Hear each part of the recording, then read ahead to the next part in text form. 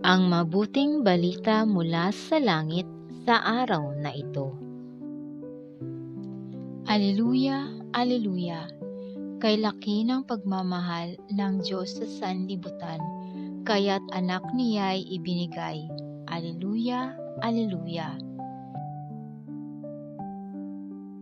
Ang mabuting balita ng Panginoon ayon kay San Juan. Pinupuri ka namin, Panginoong Hesukristo.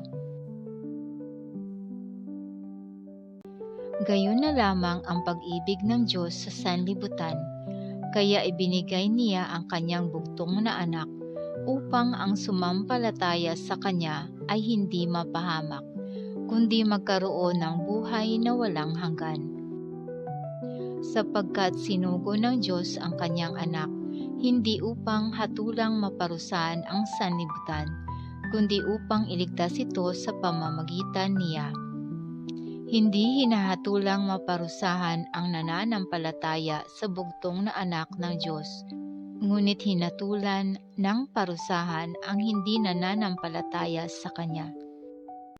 Hinatulan sila sapagkat naparito sa sanlibutan ng ilaw, ngunit inibig pa ng mga tao ang dilim kaysa liwanag, sapagkat masama ang kanilang mga gawa.